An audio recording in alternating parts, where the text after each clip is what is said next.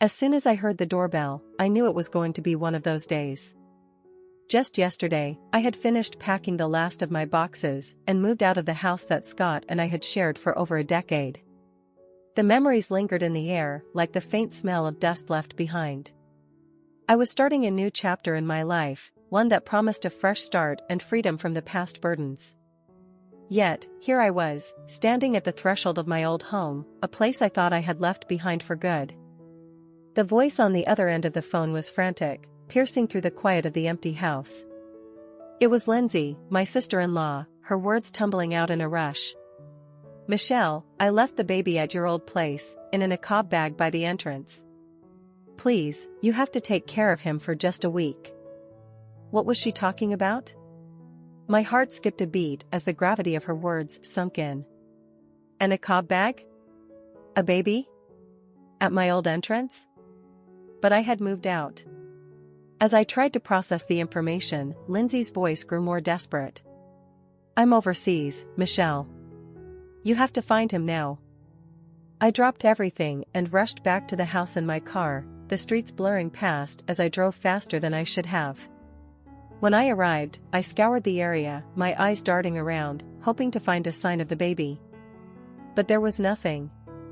No bag, no baby, nothing but the echo of my footsteps against the cold, hard concrete.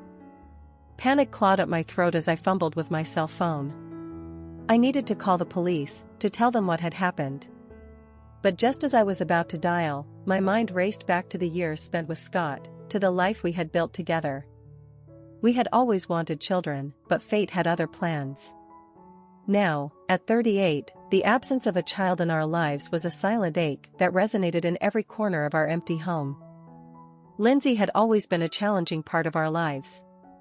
Being the younger sister-in-law, she often leveraged her position to her advantage. Her husband, a company president for which Scott worked, seemed to have an unspoken authority over us. Lindsay's requests were frequent and demanding, ranging from mundane errands to more personal tasks like cleaning her house or preparing dinner for her growing family. Even though taking care of people came naturally to me, the resentment had been building up. I had confided in Scott, expressing my frustration at how his sister was exploiting my kindness. He always pacified me with promises of talking to her, asking me to bear with it a little longer for the sake of family harmony. As I stood there, alone in the empty house, the weight of the years seemed to press down on me. Lindsay's callousness hit a new peak with this unimaginable act. How could she be so irresponsible as to leave her baby, wrapped up in a bag, at an uninhabited house? And then, in a flash of terrifying clarity, I realized the enormity of the situation I was now thrust into. This was not just a simple case of forgetting, it was a deliberate act, one that might have repercussions I wasn't prepared to face. Exhaustion washed over me as I continued to navigate the complexities of my relationship with Lindsay. Her accusations and manipulative tactics were wearing me thin. Each call was a battle, her voice a piercing reminder of my supposed shortcomings. "You're just jealous because you can't get pregnant," she would say, her words slicing through the air, sharp and accusatory. It was a cruel jab, exploiting my most vulnerable pain. Lindsay had a way of using everything, even her unborn child, as leverage. "It's bad for the baby's prenatal education," she'd argue, a twisted justification for her relentless demands. The weight of her threats hung heavily over me, suffocating. She warned, "If anything happens to this baby, it's your fault." The tension between us grew unbearable, making every visit to her house a draining ordeal. I'd return home each time, sighing deeply, my spirit sapped. When I confided in my husband, seeking some solace or support, he would only offer soothing words, urging me to bear with it a bit longer. But his reassurances did little to ease the unease that gnawed at me continuously. Feeling trapped in an endless cycle of obligation and resentment, I started to dodge Lindsay's calls. I made up excuses, hoping to shield myself from her constant demands. But she was relentless, complaining to my husband about my supposed cruelty towards her. Caught between my husband's gentle nature and Lindsay's fierce entitlement, I felt utterly lost. Lindsay's threats escalated over time. During one particularly harsh conversation, she didn't hesitate to wield her husband's influence like a weapon, Is it okay if your brother's position at the company gets worse? You haven't forgotten my husband is the president, right? Her words were like a noose tightening around my neck, a stark reminder of the delicate balance I was forced to maintain. As the months wore on, Lindsay gave birth to a boy, a month prematurely. The baby, named Chris, was surprisingly large for his age, weighing over 140 ounces. Despite my confusion about his size, given the early delivery, I accepted it without much thought, chalking it up to possibilities I wasn't familiar with, never having been pregnant myself. Lindsay, predictably, took full advantage of my willingness to help, treating me more like a nanny than a family member. Think of it as practice for when you have your own, she'd say, her tone dismissive, implying I might never experience motherhood myself. Despite my irritation with her, I couldn't help but respond to the needs of the innocent child. Chris was adorable, and caring for him didn't feel like a burden. Changing diapers, bathing him, watching his peaceful expressions, these moments brought me a joy I hadn't expected. However, 3 months after Chris's birth, Lindsay began to take even greater liberties. She started dropping him off at my house unexpectedly. One day, as she dressed elegantly for an event, she casually remarked, "I have a dinner with people related to my husband's work. I have to go with him, so you take care of Chris." Her demands had become presumptions, assuming I would always be there to pick up the slack as she regained her strength and social life. Each visit left me torn between frustration at her audacity and affection for the little boy who was becoming a light in my otherwise turbulent life. I was dumbfounded. The weight of the responsibility Lindsay had flippantly thrust upon me was becoming unbearable, yet her demands only escalated. As the wife of a president, Lindsay's life was undoubtedly busy, but her reliance on me seemed to stem more from convenience than necessity. "Thanks for today, but isn't this too much?" I finally mustered the courage to ask, my voice tinged with frustration. "You're not just accompanying your husband, are you?"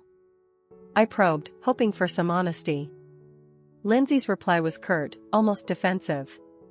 "Right now, my husband is handling an important business deal, and I'm helping out." "You should help too," she declared, raising her voice as if to assert her position more firmly. Despite my reservations about the legitimacy of her claims given the rather inappropriate attire she wore for a business event, I found myself unable to turn away from the needs of little Chris. He had become more than just a responsibility, he was a child I had come to care for deeply. Yet, that day was different. When changing his diaper, I noticed Chris had diarrhea. He was otherwise energetic and without fever, so I adjusted the room's temperature, hoping to keep him comfortable. In the evening, when Lindsay returned to pick him up, I relayed the day's developments, concerned about Chris's health. Her reaction was explosive and entirely ungrateful. "You useless thing, you did something to Chris out of spite, didn't you?" she accused, her voice loud and filled with vitriol. I was still processing her harsh words when Scott came home. The commotion at the entryway drew his immediate attention. "What's all this noise?" he asked, his tone reflecting surprise and concern. "I trusted your wife with Chris, and she gave him diarrhea," Lindsay said, her voice shifting to a meeker tone as she turned on the tears. Despite always being harsh towards me, she now played the victim effortlessly. Scott, ever the peacemaker, stepped in. "I understand your feelings, but Michelle doesn't have much experience with child rearing. It might have just been a bit cold today. I'll apologize, so please forgive her," he said, defending me, yet subtly suggesting I was at fault. I was bewildered. Why was I apologizing for something that wasn't my fault? Why was I the one feeling guilty when all I had done was care for the child as best I could? After sending Lindsay and Chris off, I felt a mix of frustration and defeat. Later, while preparing dinner, still in low spirits, Scott became unusually serious. He pulled a letter-sized envelope out of his bag.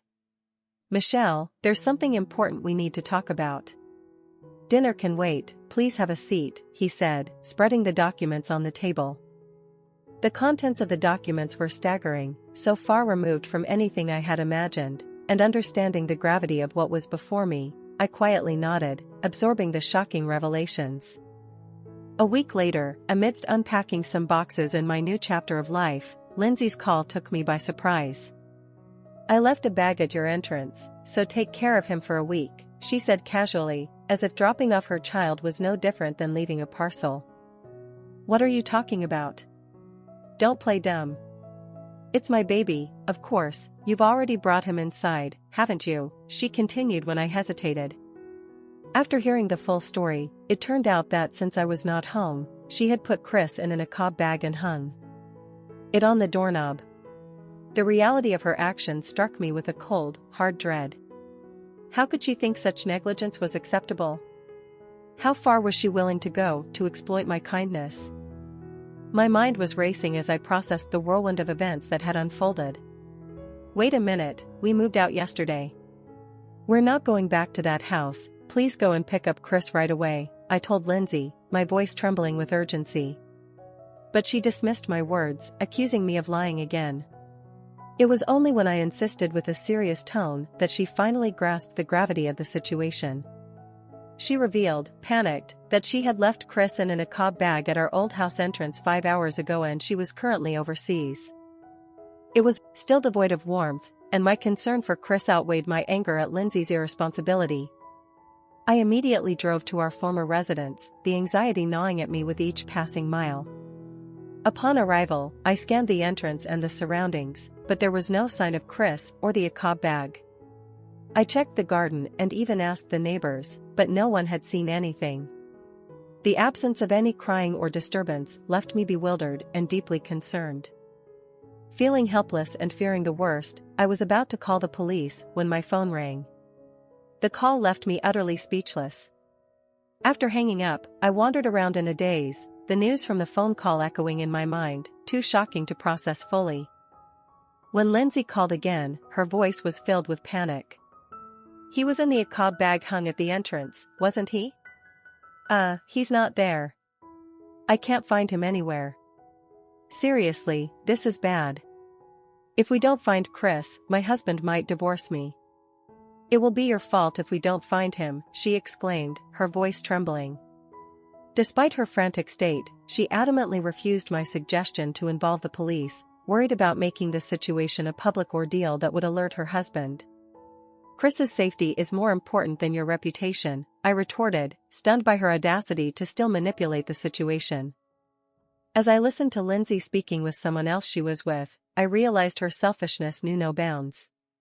She even lamented how her trip was ruined and that she couldn't get a flight back today but would return tomorrow. "Don't tell my husband anything. If you find Chris, contact me immediately. I'll do what I can," she instructed before hanging up. The next day, I waited for her at the airport, a mix of dread and resolve settling in. As she appeared, arm in arm with a man, I could see the displeasure on her face as she approached me. "Michelle, what are you doing here? Did you find Chris?" she asked sharply. I took a deep breath, gathering my courage to confront her with the truth. "I came to tell you something important. Chris has gone somewhere you can't reach." The weight of the situation was palpable, and as I spoke those words, I knew that the consequences of this ordeal were just beginning to unfold. As I spoke those heavy words, my expression was downcast and sad, reflecting the turmoil brewing inside me. Lindsay's reaction was immediate and frenzied. "You're lying. What am I supposed to tell my husband? You useless thing, find a baby that looks like him right now." Her suggestion was not just unethical, but desperate, showing her readiness to deceive to maintain her fraud. Enraged by her audacity and devastated by the sheer heartlessness of her words, tears began to well up in my eyes. I quickly wiped them away, refusing to show any more vulnerability in front of her. Instead, I met her panicked gaze with a firm resolve. "Instead of looking for a similar child, talk to this person," I said, gesturing to the woman who had been standing quietly behind me, her face obscured by a hood. At that moment, the woman removed her hood, revealing her identity. The man accompanying Lindsay started trembling as he recognized her, the wife of Lindsay's affair partner. The shock rendered him immobile, his face draining of color as his wife stepped forward, her anger palpable. "You scum! I'll knock some sense into you," she yelled at her husband, who could only plead pathetically for forgiveness. But there was no forgiveness coming from his wife, who delivered a sharp slap across his face, the sound echoing loudly enough to halt passers-by in their tracks. After delivering the blows, she turned sharply and left her husband crumpled on the ground, clutching his cheek. Lindsay, caught in the turmoil, tried to salvage the situation. "Listen, don't get it wrong. We're not in that kind of relationship." "What? Hey, Michelle, stop recording with your smartphone." She was flustered, her voice frantic as she noticed me recording the unfolding drama. Despite her protests, I remained calm. "Then how do you explain this?" I confronted her, pulling out an envelope that contained damning evidence of her affair emails and cozy photos from social media that I had gathered. As Lindsay lunged forward in an attempt to snatch the envelope from my hands, her eyes bore into me with a menacing glare. "Snooping around like that is the lowest. How did you find his wife's contact information?" I explained, still holding my ground. "I actually met his wife by chance. When I saw your affair partner on social media, his face seemed familiar. After racking my brain, I realized he was the husband of the woman who works at my regular hair salon. He too was a hairstylist, but unlike his wife, who was successful and owned several shops, he was known for not working and just playing around." When I had initially told his wife about Lindsay's affair trip, she had responded with resolve. "I've reached my limit. I'm joining in," she declared, and she came with me to confront the situation, her usually gentle demeanor replaced by a fierce determination to expose the truth. This confrontation was not just about revealing an affair, it was about untangling the web of lies and manipulation that Lindsay had woven around so many lives, including mine. As the scene continued to unfold, I knew this was a turning point, one that would redefine the boundaries and relationships within our tangled family drama. I stood there, a mix of emotions swirling within me as I watched the unfolding drama. I was honestly surprised at how formidable the hairstylist's wife was when enraged. Her husband, a playful stylist more known for his dalliances than his work, seemed small and powerless against her fury. He kept rubbing his hands together, the image of a trapped man, begging repeatedly, "Please don't divorce me." Her steadfast refusal only fueled my resolve. The situation with Lindsay and the unclear paternity of little Chris also nagged at me. Was Chris born from the affair? "Don't just make things up without proof," Lindsay snapped defensively when I voiced my suspicions about Chris's unusually large size at birth and the possibility that she had manipulated the pregnancy timeline. Holding up another envelope, I revealed the contents, a maternal and child health handbook and another document that proved Lindsay's husband was not Chris's biological father. "You play dirty, but if I tear this up, it's like nothing ever happened," Lindsay said, snatching the DNA test results from my hand and tearing them up, a smug look crossing her face as she thought she could simply erase the truth. But I was prepared. "You'd better talk directly to the person who gave me these documents," I said, turning my smartphone towards her. The screen revealed Lindsay's husband, watching the scene unfold. I wasn't recording, I was on a video call with him. "Lindsay, you lied about going to your parents' house and deceived me," he stated flatly over the video call. Stammering, she tried to form a coherent response, but failed. I took the opportunity to lay everything out clearly. "Listen carefully. I'm going to explain everything one by one." A week ago, her husband, suspecting something amiss, had requested a DNA test between himself and Chris after finding incriminating emails between Lindsay and her lover.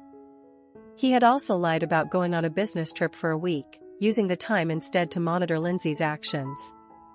Lindsay, unaware of her husband's suspicions, had hastily contacted her lover by email and booked an overseas trip. She hadn't even cleared her browsing history. On the day of the trip, she had placed Chris in a niqab bag and left him at the entrance of the house I had just moved out of, then skipped off to the station humming a tune, blissfully unaware that her husband was tailing her. "Your husband followed you and took care of Chris. If he had been left at the entrance for over 5 hours, who knows what could have happened," I said gravely. "What? So Chris is alive?" Lindsay's face went from anger to shock. "Yes, he's with me now," her husband's voice came through the phone. The call I was about to make to the police when I couldn't find Chris had been interrupted by Lindsay's husband calling to inform me of the situation. Eager to understand fully what had transpired, I immediately went to his house. When I arrived, Chris was bubbling with energy, flapping his arms and legs as he played with a rattle, seemingly unaware of the chaos surrounding his young life. As I sat there, watching him play, the past events were narrated to me, painting a picture of deceit, manipulation, and eventual discovery that had led us to this moment. The facts had gradually pieced themselves together, leading to a revelation that shook the very foundation of what Lindsay had tried to construct as reality. After obtaining permission from Lindsay's husband to search through her belongings, I found her maternal and child health handbook. Its contents were revealing. The data had been doctored. Lindsay had altered the weeks of her pregnancy. The manipulation was clear, and the motive was darker than just vanity or fear. As I pondered why Lindsay would do such a thing, I realized the dates of her pregnancy coincided with her husband's long business trip 2 months when he was away and clearly could not have been the father. It became evident that Lindsay, realizing she was pregnant with her lover's child, thought she could manipulate the birth month to cover her tracks. The fact that the baby was unexpectedly large for his alleged gestational age only deepened my suspicions. The lover, now exposed, was also crumbling under the weight of his own mistakes. He apologized profusely to his wife during a dramatic confrontation, only to be met with her cold resolution. She had no interest in reconciliation. With a firm hand, she slammed down divorce papers, kicked her crying husband out, and walked away with a refreshing certainty in her stride. Meanwhile, Lindsay's husband was not about to sit quietly through the deceit. "Of course I'm divorcing you. Go be with that man," he told Lindsay coldly. Her response was desperate and revealing. "No, I just liked his face, he has no money." "You were with me just for the money, right?" Caught in her own web of lies, Lindsay choked up. "Chris was just a means to get money from your husband, don't spout nonsense," I interjected, recalling the conversation from the day before that I had recorded to prevent Lindsay from denying any of it later. Lindsay's husband had been silently absorbing every word until then. His face, now flushed with anger and marked by deep furrows between his brows, was a sight of a man confronted with an unexpected and painful truth. Lindsay, perhaps tried to salvage whatever she could.